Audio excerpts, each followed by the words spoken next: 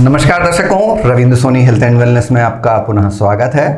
आज हम आपकी मुलाकात कराने जा रहे हैं वरिष्ठ आयुर्वेदाचार्य डॉक्टर दिनेश श्रीवास्तव जी से, जिन्होंने करीब 40 साल आयुर्वेद में प्रैक्टिस की है। आयुर्वेद की जो बारीकियां हैं उनको काफ़ी गहनता से समझा है और यही वजह है कि उनके पेशेंट उनसे बहुत खुश रहते हैं और वे डायग्नोसिस बहुत अच्छी करते हैं किसी भी बीमारी की। आज हम जो उनसे मुलाकात कर रहे हैं उसमें हमारा चर्चा का बिंदु हीमोग्लोबिन नामक विषय है, जिसकी कमी अक्सर महिलाओं में बहुत ज़्यादा देखी जाती है और इसकी वजह से उनको काफ़ी सारी स्वास्थ्य संबंधी दिक्कतों का सामना करना पड़ता है। तो ये समस्या होती क्यों है, इस समस्या के होने के जो लक्षण हैं वो क्या होते हैं, इस समस्या को डायग्नोस कैसे किया जाता है और इसके अंत में हम बात करेंगे इसका इलाज किस तरह से किया जाता है। साथ ही डॉक्टर साहब से जानेंगे कि ऐसे कौन से उपाय अपनाने चाहिए जिससे कि ये जो समस्या है वो ना हो। डॉक्टर सर, आपका बहुत बहुत स्वागत है। नमस्कार सर, सबसे पहले जानना चाहेंगे कि जो हीमोग्लोबिन है आयुर्वेद उसकी किस तरह से व्याख्या करता है। देखिए, शरीर में ब्लड सर्कुलेशन होता है, उसमें हीमोग्लोबिन जो है सारे शरीर में ऑक्सीजन की सप्लाई करता है। अगर आरबीसी रेड ब्लड कॉर्पस्कल्स कहते हैं, आरबीसी अगर कम हो जाएगा तो शरीर में थकान होने लगेगी, आदमी थका थका सा महसूस करेगा, किसी काम में मन नहीं लगेगा। बिल्कुल ऐसा समझ लीजिए कि शरीर में ऑक्सीजन की कमी होने पर जो लक्षण होते हैं, थकान है, सुस्ती है, बहुत ज़्यादा मतलब किसी काम में मन ना लगना है, एक जगह बैठे रहना है, इस तरह के लक्षण पैदा हो जाते हैं। इसके बाद हम जानना चाहेंगे सर कि ये जो हीमोग्लोबिन की कमी है, आपने काफ़ी लंबे समय करीब 40 वर्ष प्रैक्टिस की है, तो इसमें आपने क्या देखा है? महिलाओं और पुरुषों का अनुपात अगर देखें तो किसको ये कमी ज़्यादा देखते हैं आप? महिलाओं में कमी तो होती है, पुरुषों में भी कमी होती ही है, क्योंकि आजकल बैलेंस डाइट जिसको कहें वो तो लेना लगभग 90% तो कम हो ही गया है। आधुनिकता के परिवेश में खान पान सभी तरह का मतलब बदलाव हो गया है जी। तो उसके कारण जो है बहुत सारी कमियां होने लगती हैं। उसमें हीमोग्लोबिन कम होना भी एक मुख्य कारण है जी। तो सर, इसमें हम जानना चाहेंगे कि ऐसे क्या कारण पाते हैं, जैसे आपने बताया कि खान पान और लाइफस्टाइल की कमी है, तो अगर ये समस्या मान लीजिए हो गई है, कारण आपने बता ही दिए हैं, तो हम इसके आगे की चर्चा करेंगे कि इसके लक्षण किस तरह के दिखाई देते हैं व्यक्ति में, जिससे कि ये पता लगाया जा सके कि इस व्यक्ति को हीमोग्लोबिन की कमी है, कोई और वजह से ये जो आप बोल रहे हैं थकान या कमजोरी जो आती है वो नहीं हो रही है। चलने में आदमी थकने लगता है, सांस भरने लगती है, थोड़े से काम करने में ही ऐसी थकान हो जाती है जैसा लगता है कि सारे दिन काम करके आए, घंटे आधा घंटा में ही थक जाता है। किसी काम में मन नहीं लगता, बिल्कुल मन नहीं लगता है और व्यक्ति जो है चिड़चिड़ा सा हो जाता है, स्वभाव उसका चिड़चिड़ापन स्वभाव टाइप का हो जाता है, गुस्सा बार बार आता है, इस तरह के लक्षण ज़्यादातर पैदा हो जाते हैं। तो ऐसा लगता है कि इस व्यक्ति में कोई चीज़ की कमी है। तो सर, इसके बाद चर्चा करेंगे कि आपने लक्षण बता दिए, अब इस रोग की पहचान किस तरह की जाती है जिससे कि पता लग सके कि हीमोग्लोबिन कम हो गया है।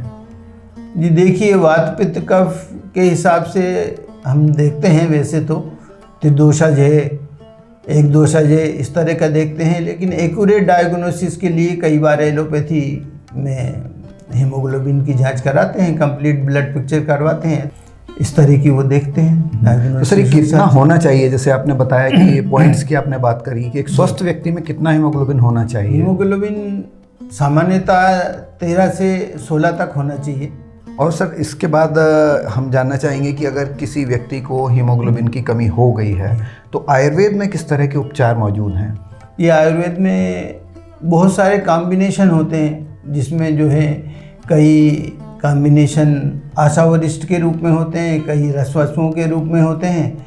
जिसे एक कॉम्बिनेशन का मैं बताता हूँ कि प्रवाल पिष्टी, मंडूर भस्म और सदगिलोय, इन तीनों का मिला के एक कॉम्बिनेशन बनाया जाता है और उससे हीमोग्लोबिन बहुत तेज़ी से बढ़ता है।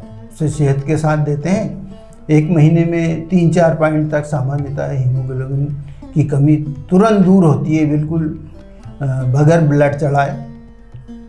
तो सर इसमें एक चीज़ और आती है कि मान लीजिए ये उपचार आपने किसी पेशेंट को दिए और उसका 1 महीने में हीमोग्लोबिन बढ़ गया, तो क्या ये उपचार लगातार जारी रखना पड़ता है या एक समय के बाद आप इसको बंद कर देते हैं? नहीं, सामान्य आने के बाद फिर उसको बंद कर देते हैं, लेकिन उसको इंस्ट्रक्शन इस तरह देते हैं जैसे आप किशमिश खाइए जी, अंजीर खाइए और मुनक्का खाइए, गुड़ खाइए जिनमें हीमोग्लोबिन बढ़ाने की क्षमता रहती है, आयरन जिसमें हो, इस तरह की चीज़ें खाइए तो हीमोग्लोबिन कम नहीं होगा। लेकिन अब वो ये है कि किसी को हम कभी बताते हैं कि गुड़ खाइए तो वो पढ़ा लिखा आदमी कहता है कि गुड़ से क्या होगा जी, मुनक्का खाइए, उन्होंने कहा मुनक्का से क्या होगा।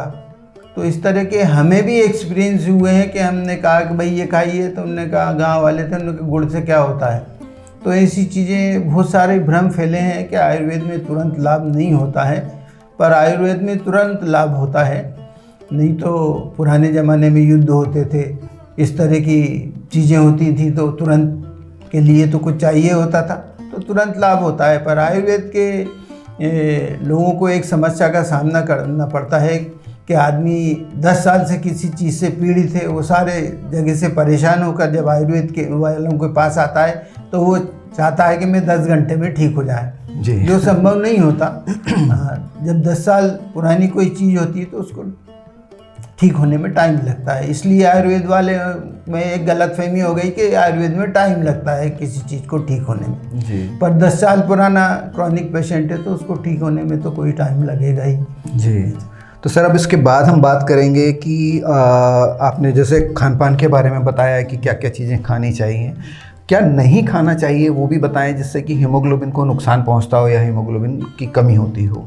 अब वो क्या है कि लाइफ स्टाइल ऐसा है कि जैसे रात में 2 बजे सो रहे हैं, 10 बजे उठ रहे हैं, फास्ट फूड खा रहे हैं, इस तरह की चीज़ें अगर नहीं खाएं तो ज़्यादा ठीक है। जैसे हरी सब्जी खाइए, भाजी खाइए, मतलब अंकुरित अनाज खाइए, इनमें हीमोग्लोबिन बढ़ाने की ताकत होती है जी। तो ये चीज़ें अगर अपन लें और उसमें कुछ ऐसा नहीं लगता कि अपन कुछ नई चीज़ कर रहे हैं या नहीं खा रहे हैं, केवल अपना थोड़ा सा मतलब गेस्ट आर्ट बदलने की ज़रूरत है कि अपन अपने खाने में हरी सब्जी लगे, अंकुरित अनाज ले लें, भले उन्हें आप तल लें, कर लें, जो भी करें उस हिसाब से उसमें मिलाकर मसाले मिला सकते हैं, दालचीनी खा सकते हैं जी, लौंग खा सकते हैं, इलायची खा सकते हैं, इस तरह के सारे मसाले रहते हैं जो अपना मेटाबॉलिज्म ठीक रखेंगे।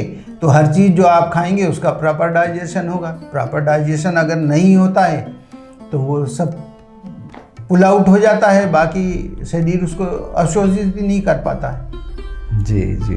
तो सर आज की जानकारी के लिए बहुत बहुत धन्यवाद। तो दर्शकों आशा करता हूं कि हीमोग्लोबिन को लेकर के जो जिज्ञासाएं आपके दिमाग में होंगी उनके उत्तर आज डॉक्टर श्रीवास्तव ने दिए।